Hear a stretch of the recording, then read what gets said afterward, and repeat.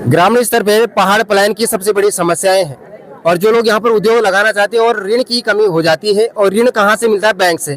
जो अगर कोई लोन लेना चाह रहा है तो यहाँ पर मैम यहाँ पर बैठी हुई है, सहकारी बैंक से संबंधित जानकारी जो है, कितना ऋण लोगों को दे पा रहे हैं, कितने ब्याज पर, क्या कितना लोगों को मिलेगा, वो हम जानकारी यहाँ पर मैम से लेना चाहेंगे। मैम नमस्ते, क्या नाम जी आपका? नमस्कार, मेरा नाम रजनी सरियाल है। मैं सहायक विकास अधिकारी विकासखंड जाखणीधार में कार्यरत हूँ। यहाँ पर किस संबंधित स्टॉल लगा हुआ है? यहाँ पे हमारा सहकारिता विभाग से संबंधित है, जो कि हमारी एमपैक्स यहाँ पे सेमंडीधार, यहाँ पे हमारी इस न्याय पंचायत के अंतर्गत समिति यहाँ पे संचालित हो रही है।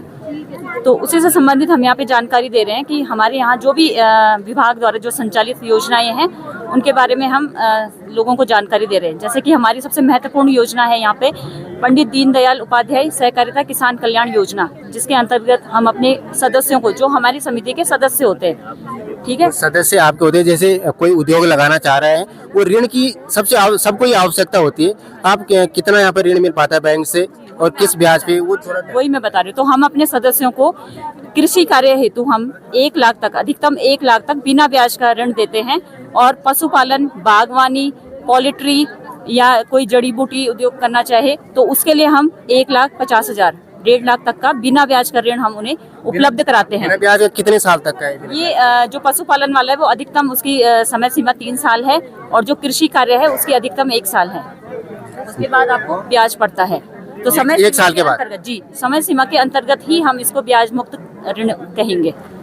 लोगों को जानकारियां जरूर मिल जाती है, लेकिन पूरी जानकारी नहीं मिल पाती है। अगर आप सोच रहे हैं कि पूरे साल 3 साल तक आप लोन लेंगे और ब्याज नहीं भरेंगे, वो आपके पास गलत जानकारियां पहुंची है।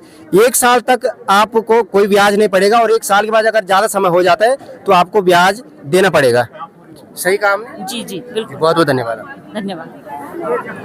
पहाड़ पलायन की जो समस्याएं हैं और स्वयं सहकारिता इस पर काम कर रही है। वो यहाँ पर ये प्रोडक्ट देख रहे हैं, जो लोकल प्रोडक्ट यहाँ पर है, वो यहाँ पर स्टॉल लगाया हुआ है स्वयं सहकारिता समूह के। मैम हमारे साथ थोड़ा सा जानकारी लेना चाहेंगे कि ये जो स्टोर के बारे में और ये प्रोडक्ट के बारे में। मैम नमस्ते, क्या नाम है आपका? सबसे पहले मैं आपके चैनल का धन्यवाद करती हूँ। और मैं स्वयं सहायता समूह से यहाँ पे मैंने स्टोर लगा रखा है, क्योंकि जो समूह है वो संगठन से जुड़ा है और संगठन हमारा क्लस्टर से जुड़ा है, जो क्षेत्रपाल के नाम से यहाँ पे हमारा ऑफिस है मंदार में।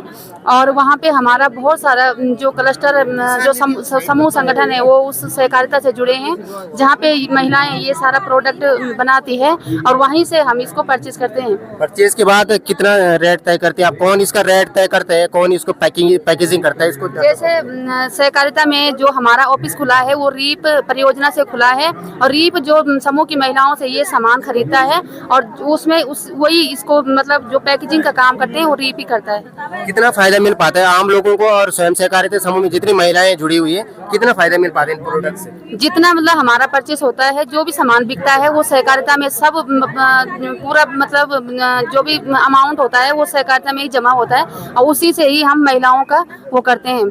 इसका रेट तो कौन तय करता है? इसका जो प्राइस है कौन तय करता है? प्राइस तो जैसे हम लेते हैं सामान तो वो रीप परियोजना जो लेती है सामान महिलाओं से, उसी वो महिलाएं तय करती है जिनका सामान रहता है।